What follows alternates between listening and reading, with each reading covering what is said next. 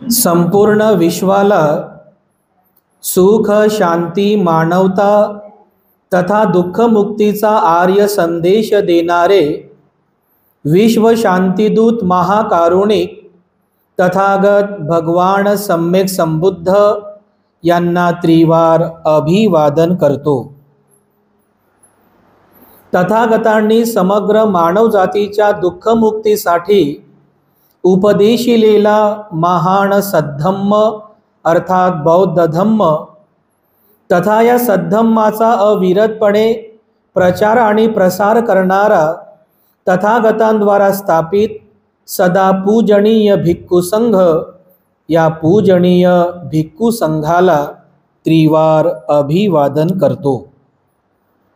ज्यांच्या अथांग अमर्याद त्याग प्रभावामुळे या भारतभूमीला बुद्धभूमीचे रूप पुन्हा एकदा प्राप्त झालं, असे बौद्ध धम्माचे पुनरुद्धारक तुम्हा आम्हा सर्वांचे उद्धार करते प्रज्ञासूर्य बोधिसत्व डॉक्टर बाबासाहेब आंबेडकर यांच्या समग्र धम्मक्रांतीमध्ये जीवनाच्या शेवटच्या श्वासापर्यंत समर्पित। आजच्या या मंगलमय प्रसंगी संघरत्न बुद्धविहार मयूर पार्क औरंगाबाद या ठिकाणी उपस्थित आपण सर्व धम्म उपासक धम्म उपासिका आपल्या सर्वांप्रती मी सर्वप्रथम अनंत मंगलकामना अर्पण करतो तथा आजच्या या वर्षावासकालीन धम्मदेसनेला उपस्थितांनो सुरुवात करतो। भारतीय बौद्ध धम्माच्या इतिहासात अंतर्गत या प्रवचन मालिकेच्या अंतर्गत प्राचीन धम्मस्थळांचा इतिहास आपण पाहत आहोत। कालच्या धम्मदेसनेमध्ये भगवान बुद्धांचं जन्मस्थळ कोणतं आहे? लुंबिनी, जे आज नेपाळमध्ये आहे। नेपाळ देशामध्ये लुंबिनी आहे। त्या लुंबिनीचा इतिहास आपण कालच्या धम्मदेसनेमध्ये बघितला। आजच्या धम्मदेसनेमध्ये ज्या ठिकाणी भगवान बुद्धांना ज्ञान प्राप्त झालं, बुद्धत्वाचं ज्ञान प्राप्त झालं, ते जागतिक बौद्धांचं श्रद्धास्थान आणि बौद्ध इतिहासामध्येच नव्हे तर बौद्ध संस्कृतीमध्ये सुद्धा अत्यंत महत्त्वपूर्ण स्थान असलेलं बुद्धगया, या बुद्धगया स्थळाचा इतिहास आपण आजच्या धम्मदेसनेमध्ये पाहणार आहोत। तसं आपण काल लुंबिनीचा इतिहास पाहिला। लुंबिनीमध्ये भगवान बुद्धांचा जन्म झाला, त्यानंतर पुढील 29 वर्षांपर्यंत सिद्धार्थ बोधिसत्व हे कपिलवस्तूमध्ये राहतात, जिथे त्यांचा महल होता। त्या ठिकाणी त्यांचं बालपण गेलं, तारुण्य गेलं। कपिलवस्तूमध्ये राहत असताना यशोधरेसोबत त्यांचा विवाह झाला, राहुल नावाचा पुत्रसुद्धा झाला आणि वयाच्या 29व्या वर्षी त्यांनी गृहत्याग केला। पुढील 6 वर्ष खडतर तपश्चर्या केली आणि सरते शेवटी वयाच्या 35व्या वर्षी आजचं जे बिहार आहे त्याला बुद्ध काळामध्ये मगध म्हणायचे, मगध राज्य, त्यालाच बिहार म्हणतात। तर आजच्या त्या बिहार राज्यामधील गया या जिल्ह्यात निरंजना नदीच्या काठी जो बुद्धगयाचा परिसर आहे, त्या निरंजना नदीच्या काठी असलेल्या एका पिंपळाच्या झाडाखाली ध्यानमग्न सिद्धार्थ बोधिसत्व हे बुद्धत्वाची प्राप्ती करून घेतात। इसवी सन पूर्व 528 मध्ये वैशाख पौर्णिमेच्या रात्रीच्या 3ऱ्या प्रहरामध्ये सिद्धार्थ बोधिसत्व हे बुद्ध होतात आणि तेव्हापासून या बुद्धगया या स्थळाचं एक विशेष महत्त्व भारतीय संस्कृतीमध्ये, भारतीय बौद्ध संस्कृतीमध्ये निर्माण झालेला आहे। तर हा इतिहास आपल्या सर्वांनाच माहिती आहे की कशा पद्धतीने गृहत्याग केला, कशा पद्धतीने खडतर तपश्चर्या केली, कशा प्रकारे त्यांनी ध्यान साधना केली आणि सरते शेवटी बुद्धगयाला ते बुद्धत्वाची प्राप्ती करून घेतात आणि सिद्धार्थ बुद्ध हे सिद्धार्थ बोधिसत्व हे बुद्ध होतात। हा सगळा इतिहास आपल्याला माहिती आहे, त्यामुळे तो इतिहास पुन्हा पुन्हा आपल्याला रिपीट करायचा नाही आहे. भगवान बुद्ध आणि त्यांचा धम्म या ग्रंथामध्ये सुद्धा आपण दरवर्षी हा इतिहास वाचतो. आपला विषय आहे बुद्धगयेचा इतिहास. जी बुद्धगया बौद्ध संस्कृतीमध्ये भगवान बुद्धांची ज्ञानस्थली किंवा भगवान बुद्धांच्या बुद्धत्व प्राप्तीचं स्थळ म्हणून जी बौद्ध संस्कृतीमध्ये प्रसिद्ध असलेले स्थळ आहे बुद्धगया, जागतिक बौद्धांचं श्रद्धास्थान आहे. जागतिक बौद्धांचं श्रद्धास्थान यासाठी आहे की बौद्ध धम्मामध्ये विविध प्रकारचे पंथ आहेत. काही थेरवादी आहेत, काही महायानी आहेत, दलाई लामाचे, काही जपानकडले भिक्षू वेगळेच आहेत, तिबेटियन भिक्षू वेगळेच आहेत, ठीक नाही, कंबोडियाकडले भिक्षू वेगळेच आहेत. म्हणजे जागतिक बौद्ध जे बुद्धांना मानतात त्या सगळ्या जरी विविध संप्रदायाचे जरी असले तरी त्या सगळ्या जागतिक बौद्धांचं श्रद्धास्थानमध्ये हे बुद्धगया आहे.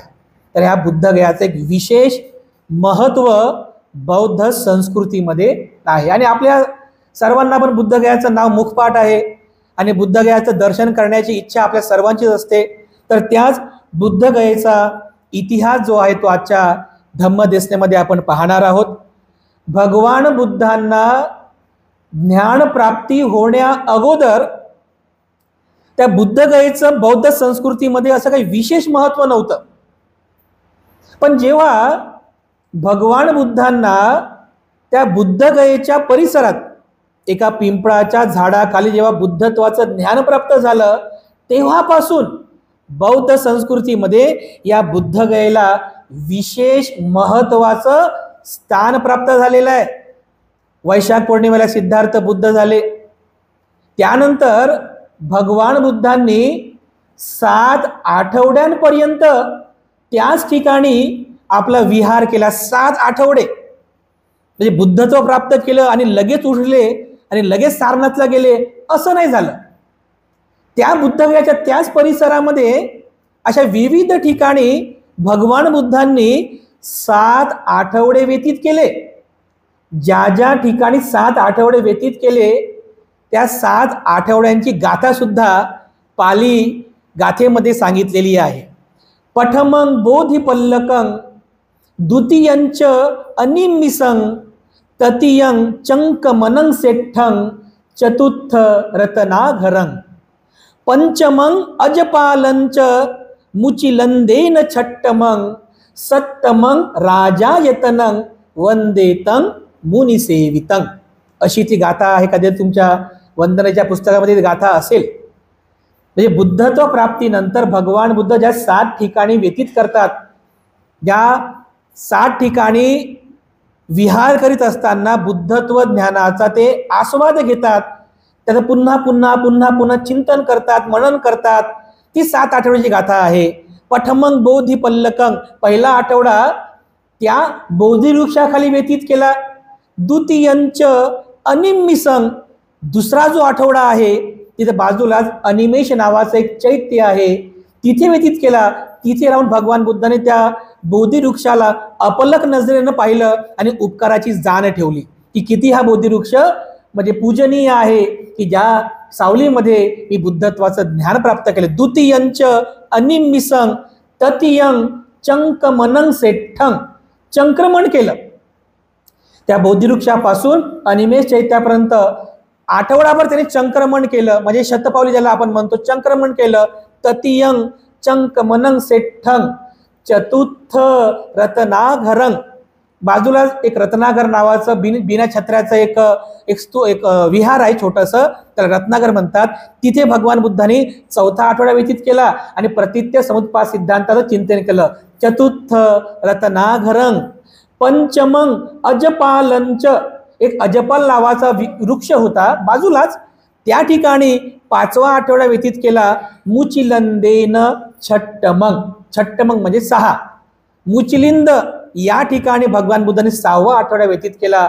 सत्तमं राजायतनं, 7वा आठवडा राजायतनं या वृक्षाखाली व्यतीत केला की ज्या वेळेस भगवान बुद्धांना तपस्सू आणि भल्लिक हे जे 2 व्यापारी असतात जे मुंबईला गेले होते व्यापार करायला आणि व्यापार करून ते जाणार असतात, त्यांच्या स्वर्णभूमीत त्यांच्या स्वर्णभूमी म्हणजे ते थायलंड, म्यानमार, तिकडे जात असताना निरंजना नदीच्या काठी जे थांबले होते तेव्हा ते बुद्धांना भेटतात 7व्या आठवड्यामध्ये. तेव्हा असं म्हटलेलं आहे की भगवान बुद्ध आपला केश धातू म्हणजे आपले केस धातू त्या तपस्सू आणि भल्लिकला देतात. त्या केश धातूंना घेऊन ते तपस्सू आणि भल्लिक त्यांच्या मायभूमीला निघून जातात.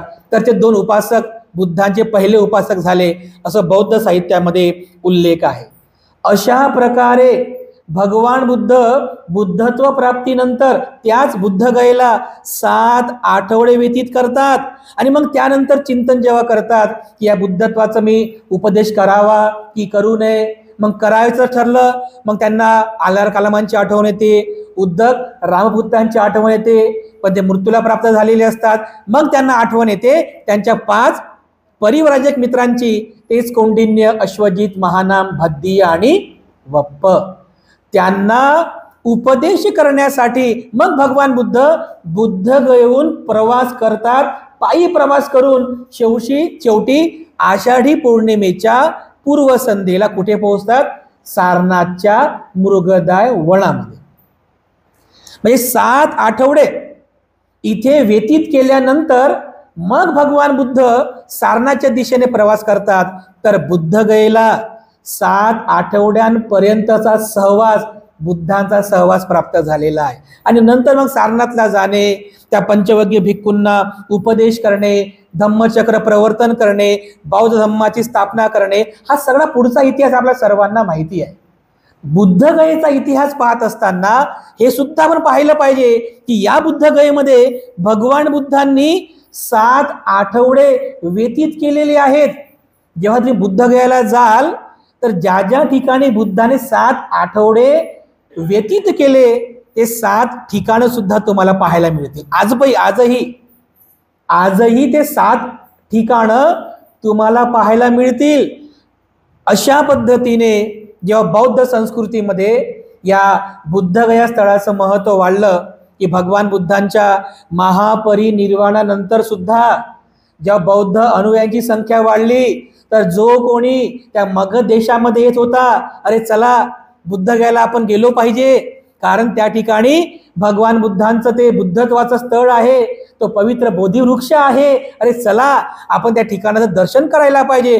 म्हणजे हळूहळू बुद्धाच्या महापरिनिर्वाणानंतर सुद्धा त्या बुद्धगयेचं महत्त्व वाढत गेलं. जसं लुंबिनीचं महत्त्व वाढलं, बुद्धाचं जन्मस्थळ आहे म्हणून, तसं बुद्धगयेचंही महत्त्व वाढलं. पुढील 200 वर्षांपर्यंत भगवान बुद्धांच्या महापरिनिर्वाणाच्या नंतरही 200 ते 225 वर्षांपर्यंत बुद्धगयेचं खूप मोठ्या प्रमाणामध्ये महत्त्व वाढलं. जेव्हा सम्राट अशोकाचा काळ आला, म्हणजे बुद्धाच्या महापरिनिर्वाणानंतर जवळपास 200 ते 225 वर्षानंतर जेव्हा सम्राट अशोकाचा काळ आला, सम्राट अशोकाने बौद्ध धम्माचा स्वीकार केला. त्याने जे जे काही धम्म कार्य केलं आपण मागे पण बघितलं, तर त्याने केलेल्या धम्म कार्यांपैकी एक धम्म कार्य अतिशय अजरामर ठरलेलं आहे. ते म्हणजे त्याने अमात्य परिवारासह या सगळ्या बुद्ध स्थळांची यात्रा केली होती. मी काल पण सांगितलं की राज्याभिषेकाच्या 20व्या वर्षी सम्राट अशोक कुठे गेला होता? लुंबिनीला गेला होता. अगदी त्याप्रमाणे राज्याभिषेकाच्या 20व्या वर्षी सम्राट अशोक आपल्या परिवाराला घेऊन, अमात्यांना घेऊन तो बुद्धगयाला आला. किती त्याची श्रद्धा होती बघा, खूप श्रद्धा होती. आणि बुद्धगया जवळच होती, कारण त्याची जी राजधानी होती त्यावेळेची पाटलीपुत्र, म्हणजे आता जे हे पटना, बिहारची राजधानी, पाटलीपुत्रपासून पटनापासून बुद्धगया जवळ आहे, जास्त लांब नाही आहे. तर तो आपल्या राजधानीहून निघाला, बुद्धगयाला आला. तर जेव्हा तो बुद्धगयाला आला तर बुद्धगयाला आल्यानंतर त्याने सगळ्यात पहिलं काम केलं की जो तो बोधिवृक्ष होता त्या बोधिवृक्षाला वंदन केलं की हाच तो बोधिवृक्ष आहे, हाच तो पिंपळाचं झाड, हाच तो बोधिवृक्ष आहे की ज्या बोधिवृक्षाखाली भगवान बुद्धांना ध्यान प्राप्त झालं. किती हा पवित्र बोधिवृक्ष आहे. सम्राट अशोकाने त्या बोधिवृक्षाला वंदन केलं आणि त्या बोधिवृक्षाचं संरक्षण व्हावं याकरिता त्याने त्याच्या चौतल असं सभोवताल कंपाऊंडची निर्मिती केली, कंपाऊंड बांधलं. आज पण ते कंपाऊंड बुद्धगयाला आहे. तुम्ही जर कधी बुद्धगयाला गेले, आज पण ते कंपाऊंड आहे, त्याला वेदिका असं म्हणतात. वेदिका खूप सुंदर पद्धतीचं काम आहे बघा. तर त्या बोधिवृक्षाच्या सभोवताल त्याने 10 फुटाची भिंत बांधली आणि त्याच्याच लगत त्याने अशा प्रकारे चौकोनी आकारामध्ये वेदिकेची निर्मिती केली, म्हणजे कंपाऊंडची निर्मिती केली. त्यानंतर त्याने आणखीन एक काम केलं की तो जो बोधिवृक्ष होता त्या बोधिवृक्षाच्या पूर्व दिशेला, म्हणजे ज्या पूर्व दिशेला तोंड करून भगवान बुद्ध ध्यानाला बसले होते, पूर्व दिशा जिकडून सूर्य उगवतो, तर अगदी त्या बोधिवृक्षाच्या पूर्व दिशेला ज्या आसनावर भगवान बुद्ध बसलेले होते त्या आसनाचा पुनर्संस्कार केला. म्हणजे ज्या आसनावर बसले होते, ज्या वज्रासनावर बसले होते, त्याला पुनर्संस्कार केला. सुंदर पद्धतीने विटांचं बांधकाम केलं, त्याला नक्षीकाम सुद्धा केलं. नक्षीकाम केलं त्याच्यावरती. आज पण ते नक्षीकाम तुम्ही पाहू शकता बघा. जवळ जाता येत नाही वज्रासनाच्या, पण त्या रेलिंग मधून आपल्याला ते दिसते. त्याच्यावर नक्षीकाम केलं. त्याच्यावर सिंह, हत्ती, घोडा अशा प्राण्यांची त्याने शिल्प निर्माण केली, काही डिझाईन केली. अतिशय सुंदर प्रकारच्या वज्रासनाची निर्मिती सम्राट अशोकाने त्या पिंपळाच्या झाडाच्या पूर्व दिशा बरोबर झाडाच्या खाली केली. हे दोन काम. दुसरं काम केलं. पहिलं कोणतं काम केलं? वेदिकाची निर्मिती केली त्या झाडाच्या पूर्ण सभोवताल. दुसरं पूर्व दिशेला, त्या झाडाच्याच खाली पूर्व दिशेला त्याने वज्रासनाची निर्मिती केली. त्यानंतर त्याने बोधिवृक्षाच्या अगदी पुढं, त्या वज्रासनाच्याच पुढं एका भव्य स्तूपाची निर्मिती केलीचा इतिहास साहित्यामध्ये आहे. स्तूप निर्माण केला. मी मागे पण तुम्हाला सांगितलं स्तूप कसा केला निर्माण केला जातो. असं अर्ध गोलाकृती आकाराचा बांधकामाला स्तूप असं म्हणतात. तर असं सांगितलं साहित्यामध्ये की सम्राट अशोकाने त्या वज्रासनाच्या आणखीन थोडंसं पुढं एक भव्य अशा स्तूपाची निर्मिती केली. स्तूपाच्या अगदी काही अंतरावर त्याने एक स्तंभ निर्माण केला, त्याला गजस्तंभ म्हणतात.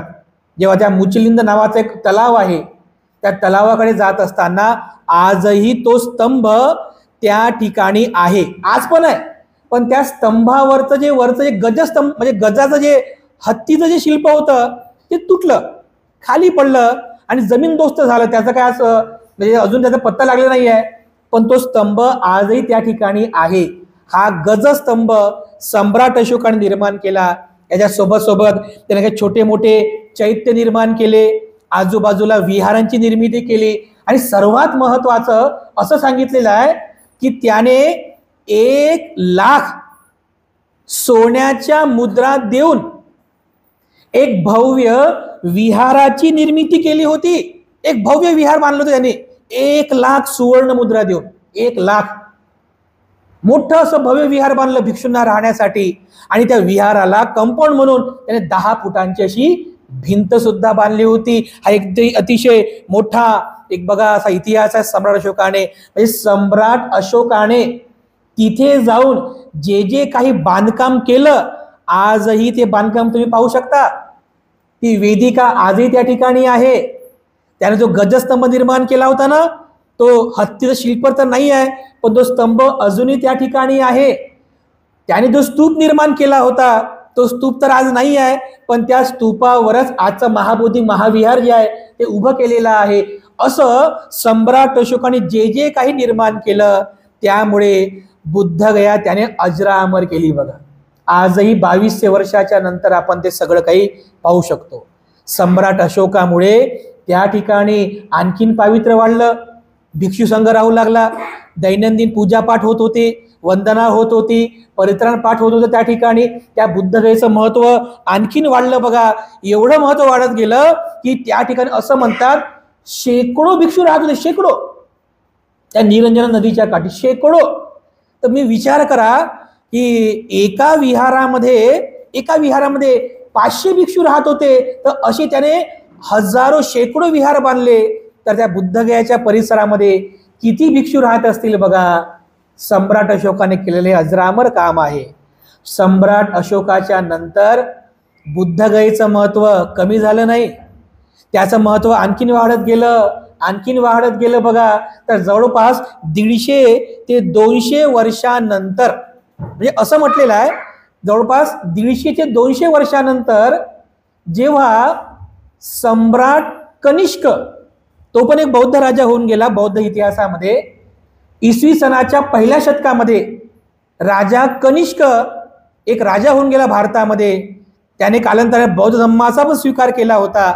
तर राजा कनिष्कने जेव्हा बौद्ध धर्माचा स्वीकार केला, तर या कनिष्कच्याच काळामध्ये इसवी सन 78 मध्ये असं म्हटलेलं की इसवी सन 78 मध्ये त्याने या सम्राट अशोकाने निर्माण केलेल्या स्तूपाच्या मूळ जागेवरती त्याने विहाराची निर्मिती केली.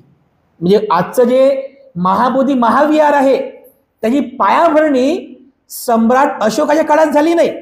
सम्राट अशोकाने फक्त स्तूप निर्माण केला होता, पण त्याच्या 150 वर्षानंतर इसवी सनाच्या पहिल्या शतकात म्हणजे इसवी सन 78 मध्ये सम्राट कनिष्कने त्याच स्तूपाच्या मूळ जागेवरती एका विहाराचं बांधकाम करण्यासाठी त्यांनी त्या ठिकाणी बेसमेंटचं बांधकामाला सुरुवात केली. आणि आजचं जे आपण महाबोधी महाविहार म्हणतो ना, जे बुद्धगयाला आहे बघा, हा बघा त्याचा फोटो आहे. बुद्धगयाला जे महाबोधी महाविहार आहे, साहित्यात सांगितलेलं आहे, इतिहासात असं सांगितलेलं आहे की इसवी सनाच्या पहिल्या आणि दुसऱ्या शतकामध्ये हे महाबोधी महाविहार त्या ठिकाणी निर्माण करण्यात आलं होतं. आजचं जे आपण महाबोधी महाविहार जे पाहतो त्या ठिकाणी निर्माण करण्यात आलं होतं, तेव्हा त्याची उंची होती 180 फूट. आज पण त्याची उंची तेवढीच आहे, 180 फूट उंच आहे ते बघा, 180 फूट. तर इसवी सनाच्या पहिल्या आणि दुसऱ्या शतकामध्ये त्या ठिकाणी त्या महाबोधी महाविहाराची निर्मिती करण्यात आली.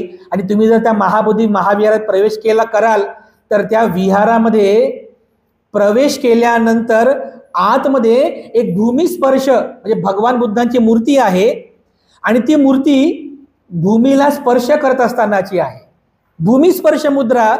तर त्या भूमिस्पर्श मुद्रेतील मूर्ती तुम्हाला त्या ठिकाणी पाहायला मिळेल. ही मूर्ती सुद्धा इसवी सन 380 मध्ये त्या ठिकाणी कनिष्क राजाचाच एक पिढीचा होऊन गेला, कनिष्क राजाचा वारसदार जो होऊन गेला पुढचा राजा हुविष्क, त्या राजाने त्या ठिकाणी ती मूर्ती बसवलीचा इतिहास बघा त्या ठिकाणी आहे. हे आजचं जे महाबोधी महाविहार आहे ते जवळपास 2000 वर्ष जुनं आहे. 2000 वर्ष म्हणजे ज्या वेळेस इसवी सनाचं पहिलं आणि दुसरं शतक होतं, त्या 2 शतकांमध्ये, त्या 200 वर्षांमध्ये बुद्धगयाला आजचं हे महाबोधी महाविहार निर्माण झालेलं आहे. त्याच शतकामध्ये त्या बुद्धगयेच्या त्या महाबोधी महाविहाराची आपण मूर्ती पाहतो, त्या शतकामध्ये त्या मूर्तीची पण स्थापना करण्यात आली ना. अशा पद्धतीने बुद्धगयेमध्ये अतिशय सुंदर, या आज आपण पाहतो अतिशय सुंदर अशा विहाराची निर्मिती झाली. त्यानंतरचा काळ जेव्हा आपण पाहतो 3रं शतक, 4थं शतक, 5वं शतक, या सगळ्या शतकांमध्ये बुद्ध धम्माचा प्रचार आणि प्रसार होत राहिला, मोठ्या प्रमाणामध्ये होत राहिला. पण नंतरच्या काळात म्हणजे 6व्या शतकामध्ये एक प्रतिक्रांतीची घटना घडली बुद्धगयेमध्ये, ज्याला म्हणूया की बौद्ध धम्मावर पहिला घात किंवा बौद्ध धम्म नष्ट करण्याला पहिलं आक्रमण झालं ते 6व्या शतकामध्ये झालं. त्यावेळेस आता जे पश्चिम बंगाल आहे त्या बंगाल प्रांताचा एक सेनानी होता, त्या गौण समाजाचा राजा होता, त्याचं नाव होतं शशांक. गौण समाजाचा राजा होता शशांक. तो शशांक पूर्ण सैन्यांना घेऊन त्या मध्य प्रांतामध्ये बिहारमध्ये आला, त्या निरंजना नदीच्या काठी आला. जेव्हा भिक्षूंना समजलं की अरे तो गौण राजा जो आहे तो शशांक, तो आपल्या बुद्धगयेचं मंदिर, बुद्धगयेचं विहार तोडण्यासाठी या ठिकाणी आलेला आहे, तर सगळ्या भिक्षू लोकांनी त्या विहाराला वाचविण्याचा प्रयत्न केला, पण ते वाचवू शकले नाही. तो गौण समाजाचा राजा शशांक बुद्धगयाला आला. त्याने सर्वतोपरी प्रयत्न केला ते विहार तोडण्याचा, सर्व प्रयत्न केले, पण ते विहार तुटलं नाही. शेवटी तो विहाराच्या मागे गेला. मागच्या बाजूला तो बोधिवृक्ष होता की ज्या बोधिवृक्षाखाली भगवान बुद्धांना ज्ञान प्राप्त झालं होतं. तर त्याच बोधी वृक्षाला त्याने खोडापासून कापलं. म्हणजे नष्ट कसं करायचं या ठिकाणी हे जे सगळं चालू आहे हे सगळं नष्ट कसं करायचं म्हणून त्याने तो बोधिवृक्ष मुळास म्हणजे त्या खोडापासून कापला आणि ते खोड सुद्धा पुन्हा जिवंत होऊ नये तर उसाचा रस बनवला आणि तो उसाचा रस त्या खोडावर टाकून दिला की जेणेकरून त्या गोडामुळं त्याला मुंग्या लागतील, किडे लागतील आणि त्या ते किडे मुंगे जे आहेत त्या खोडाला चावून चावून चावून चावून त्या खोडाला पूर्णपणे नष्ट करतील. परंतु असं झालं नाही. त्या मुंग्या जरी असल्या, ते किडे जरी जमा झाले, पण किती दिवसपर्यंत त्या खोडाला चावतील ते. कालांतराने तो बोधिवृक्ष पुन्हा वर आला. पण तो जो बोधिवृक्षाचा इतिहास आहे तो आपण पुढच्या दिवसामध्ये पाहणार आहोत. तर त्या शशांक राजाने त्या बोधिवृक्षाला परिपूर्णपणे नष्ट करण्याचा प्रयत्न केला. हा पहिला घात झाला बघा त्या बुद्धगयेच्या त्या महाविहाराच्या परिसरामध्ये. पण तरी सुद्धा पुढील काळामध्ये असे काही बौद्ध राजे होऊन गेले ज्याच्यापैकी एक राजा झाला हर्षवर्धन. म्हणजे गौण राजा शशांकच्या नंतर एक राजा भारतामध्ये होऊन गेला. आजचं जे हरियाणा आहे ना, हरियाणा, पंजाब, दिल्ली त्या प्रांतामध्ये राज्य करणारा एक राजा होऊन गेला, राजा हर्षवर्धन. आणि त्याच हर्षवर्धनाच्या काळामध्ये चीनचा एक यात्रेकरू हुएन्त्सांग भारतामध्ये आला होता.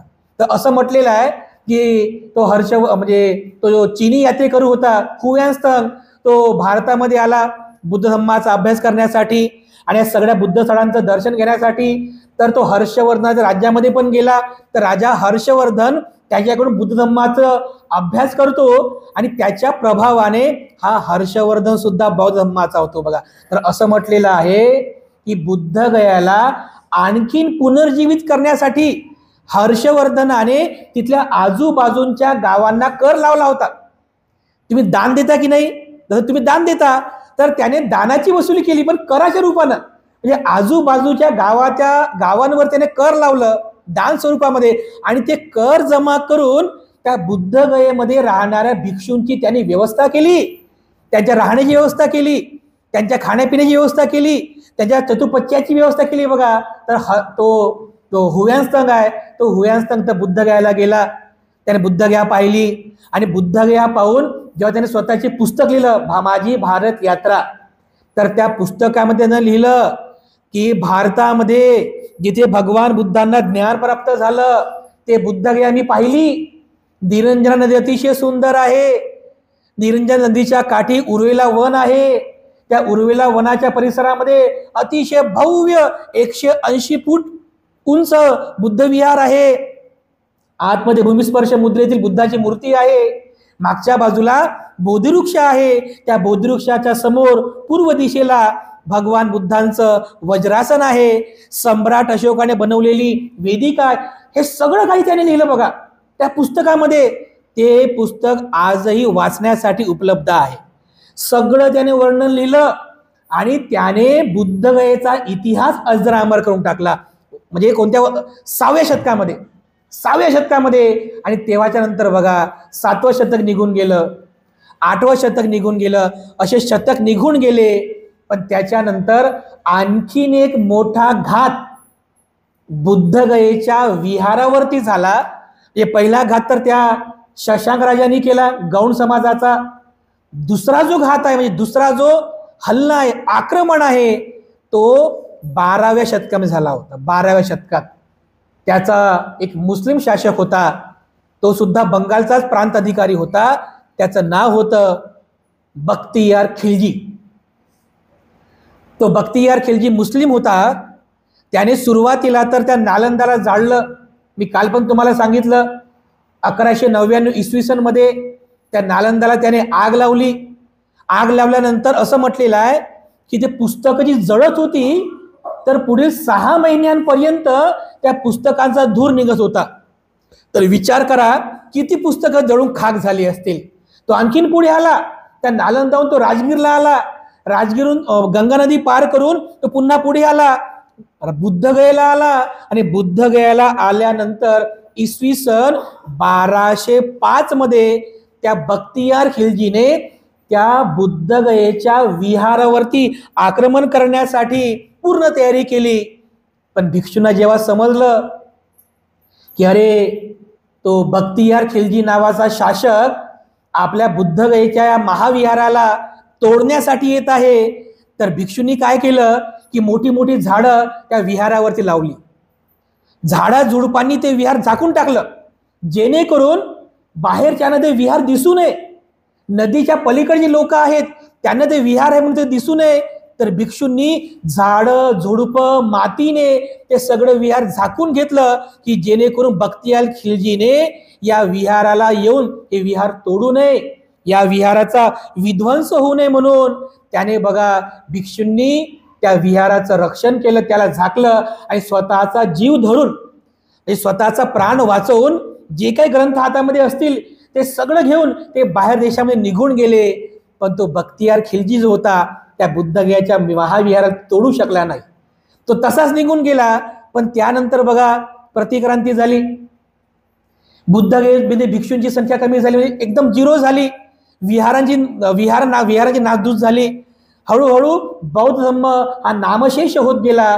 आणि एक काळ असा आला बघा, म्हणजे 13वं जे शतक होतं त्या शतकात भारतामध्ये कुठेही बुद्धाचा धम्म नव्हता, सगळं नामशेष झाला होता.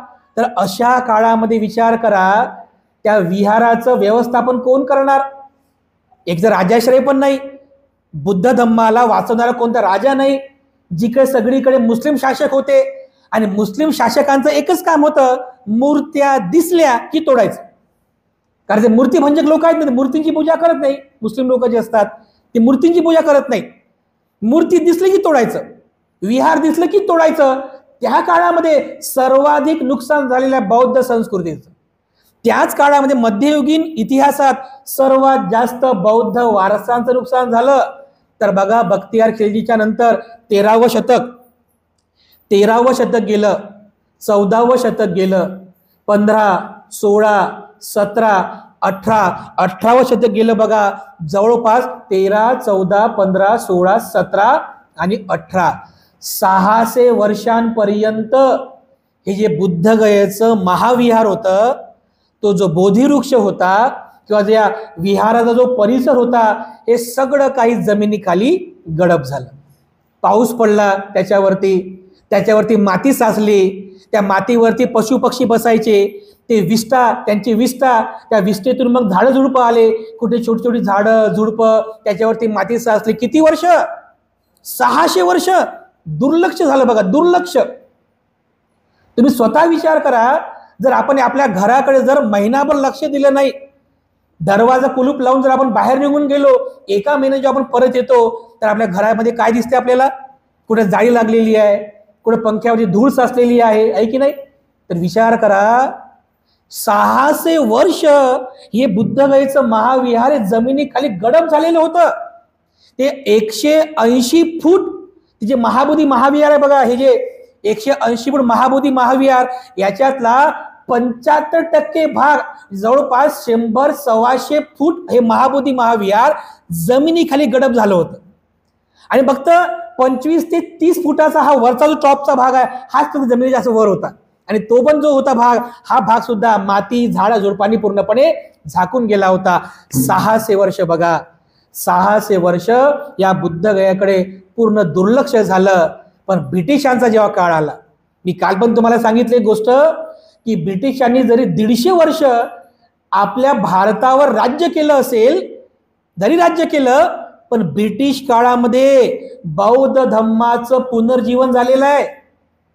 आज जे काही आपण बौद्ध स्थळं पाहतो, बौद्ध लेण्या पाहतो, या सगळ्या बौद्ध स्थळांचं, बौद्ध लेण्यांचं पुनर्जीवन हे इंग्रजांनी केलं.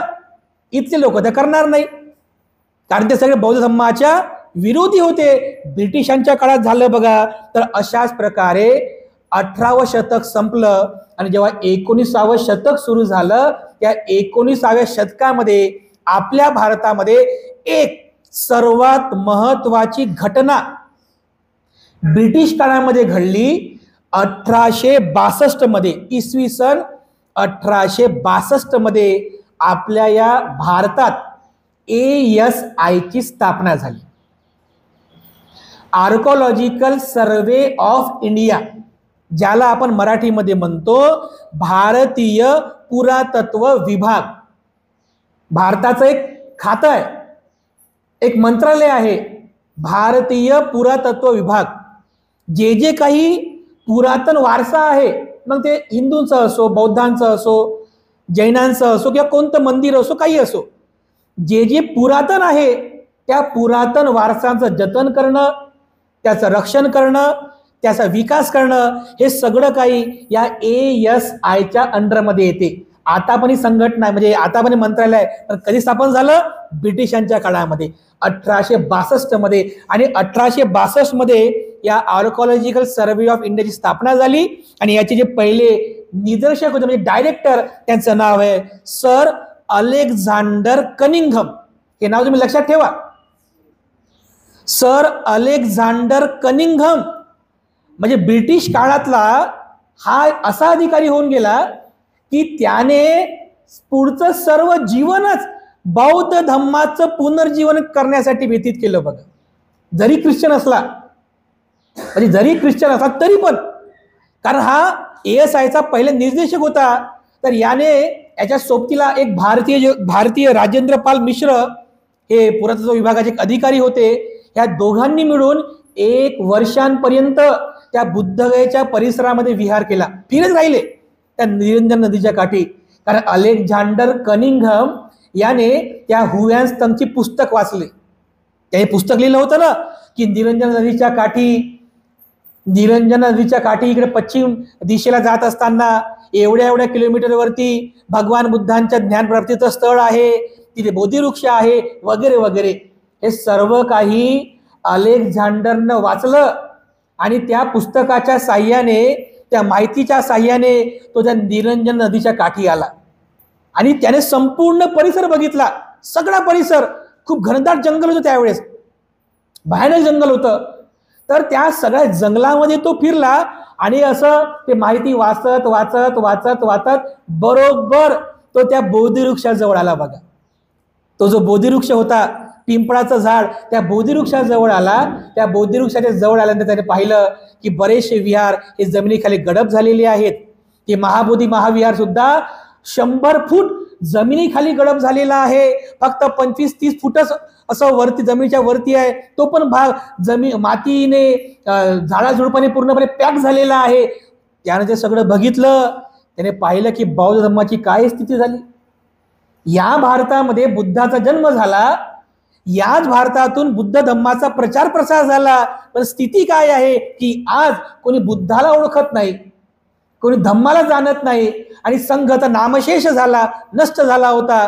पण या अलेक्झांडर कनिंघमने पुढाकार घेतला, वर्षभर त्या ठिकाणी राहिला.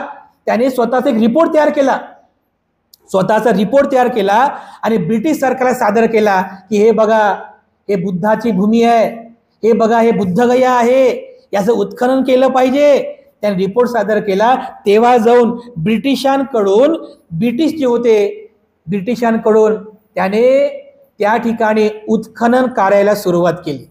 आता उत्खनन कसं करतात मी तुम्हाला म्हणजे काल सांगितलं ना, जसं आपण दात साफ करतो, सगळं घाण साफ करतो पण दाताला इजा पण होऊ देत नाही, अगदी त्याप्रमाणे त्याने सगळ्या कारागिरांसोबत घेतलं, ती माती स्वच्छ केली, त्याच्यावरचे झाडं झुडपं स्वच्छ केले. असं करत करत करत करत जमीन खोदत खोदत खोदत खोदत तो जवळपास 60 ते 70 फुटापर्यंत खाली आला.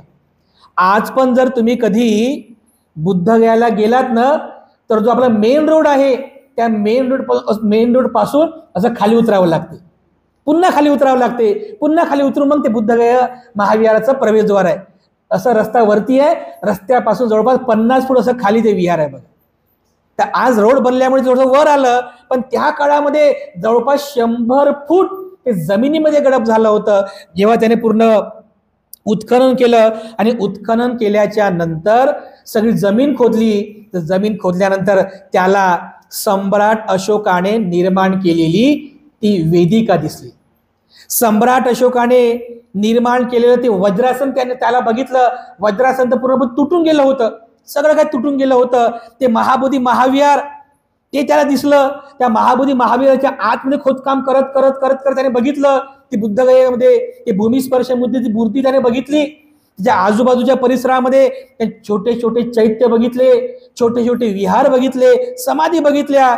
या सगळा परिसर त्याने उत्खनन केला. तर असं म्हटलेलं आहे की जवळपास 2 लाख रुपये खर्च त्यावेळेस आला होता. म्हणजे आज 2 लाख कमी वाटतात आपल्याला, पण ही गोष्ट जवळपास किती 1862 ची गोष्ट आहे बघा. 1862 मध्ये जे उत्खनन कार्य सुरू झालं, 1880 मध्ये ते उत्खनन कार्य फिनिश झालं. किती झाले? जवळपास 15 ते 18 वर्षांपर्यंत हे उत्खनन कार्य सुरू होतं. आणि उत्खनन करायचं आहे ना, असं हातामध्ये टिकाच घेऊन फटाफट फोडता पण नाही येत. जुनं बांधकाम आहे, टिकाच घेऊन असं खोदता येत नाही, हळूहळू करावं लागते. तर 2 लाख रुपये त्या काळामध्ये याला खर्च आला. तर जेव्हा हे उत्खनन कार्य सुरू होतं, तर एक असं पुस्तकामध्ये मी वाचलं, असं सांगितलेलं आहे की जे कारागीर होते ते कारागीर त्या झाडावर चढले. कोणतं झाड? ते बोधिवृक्षाचे झाड आहे ना, त्या झाडावर चढले. त्या झाडावर चढल्यानंतर एका कामगाराकडून म्हणजे ते जे झाड होतं त्या झाडाला तोडण्यात आलं. चुकून ते झाड तोडण्यात आलं. तर अलेक्झांडर कनिंघमला असं वाटलं की एवढा हा पवित्र झाड आहे, या झाडाचं नुकसान झालेलं आहे, कदाचित हे झाड पुन्हा प्रफुल्लित होईल की नाही, हे झाड उगवेल की नाही, हे जिवंत होईल की नाही, या शंकेमध्ये तो होता. तर जेणेकरून इथल्या बौद्ध लोकांना या बोधिवृक्षाचं दर्शन घेता यावं म्हणून त्याने काय केलं की श्रीलंकेतील सरकारसोबत, गव्हर्नमेंट सोबत त्याने संपर्क साधला. आणि श्रीलंकेमध्ये महेंद्राच्या सुपुत्री म्हणजे भिक्षुणी संघमित्राने जो बोधिवृक्ष 2200 वर्षांपूर्वी त्या श्रीलंकेमध्ये रोपित केला होता, त्याच श्रीलंकेमध्ये असलेल्या बोधिवृक्षाची एक शाखा बुद्धगयाला मागवली. बघा, हा सर अलेक्झांडर, कारण त्यांचा इतिहास वाचला होता पूर्ण की बोधिवृक्षाची मूळ शाखा श्रीलंकेमध्ये आहे. त्याने त्या बोधिवृक्षाच्या शाखेची एक शाखा, एक ब्रांच बुद्धगयाला मागवली. आणि बोधिवृक्ष आजचं जे महाबोधी महाविहार आहे, त्या महाविहाराच्या अगदी मागच्याच बाजूला, म्हणजे अगदी बॅक साईडला जिथे आज मूळ बोधिवृक्ष आहे, त्या बोधिवृक्षाच्या अगदी काही 20 फूट अंतरावरती मागच्या बाजूला त्याने त्या बोधिवृक्षाची स्थापना केली 1880 मध्ये. आजही तो बोधिवृक्ष आहे. म्हणजे तुम्ही जर आज बुद्धगयाला गेले तर तुम्हाला ते 2 बोधिवृक्ष दिसतील. बऱ्याचशा लोकांना माहीतच नाही की 2-2 बोधिवृक्ष कसे काय आहेत. एक जो बोधिवृक्ष आहे, महाविहार जे आहे बुद्धगयेचं अगदी त्याच्या मागच्या बाजूला आहे, तो मूळ बोधिवृक्ष आहे. त्या बोधिवृक्षाच्या आणखीन थोडं काही अंतरावरती 20-25 फूट अंतरावरती आणखीन एक बोधिवृक्ष आहे. तर त्या बोधिवृक्षाचं रोपण स्वतः सर अलेक्झांडर कनिंघम याने 1880 मध्ये केलं होतं. बघा, अशा पद्धतीने आज त्या ठिकाणी आपल्याला हे 2 बोधिवृक्ष पाहायला मिळतात. तो काळ सगळा निघून गेला, 10-12 वर्षे निघून गेली पुन्हा. त्यानंतर आपल्या या भारतीय बौद्ध धर्माच्या इतिहासामध्ये आणखीन एक महत्त्वाची घटना घडली. ते म्हणजे श्रीलंकेमधून एक अनागारिक, ज्यांचं नाव होतं धम्मपाल, ज्यांनी सर एडवर्ड यांनी लिहिलेलं द लाईट ऑफ एशिया नावाचं पुस्तक वाचलं. इंग्रजीमध्ये ते पुस्तक होतं. सर एडवर्ड यांनी लिहिलेलं ते पुस्तक त्यांनी वाचलं. त्या पुस्तकामध्ये त्यांनी बुद्धगयेची माहिती वाचली, सारनाथची माहिती वाचली. आणि तेव्हा त्यांच्या मनामध्ये उत्पन्न झालं की आपण भारतात गेलो पाहिजे. अरे, एवढं भारत पवित्र आहे, आपण श्रीलंकेमध्ये का आहोत, आपण बुद्धगयेला गेलो पाहिजे, आपण त्या बुद्धगयेचं दर्शन घेतलं पाहिजे, त्या सारनाथचं दर्शन घेतलं पाहिजे. म्हणून अनागारिक धम्मपाल हे 1891 मध्ये भारतामध्ये आले.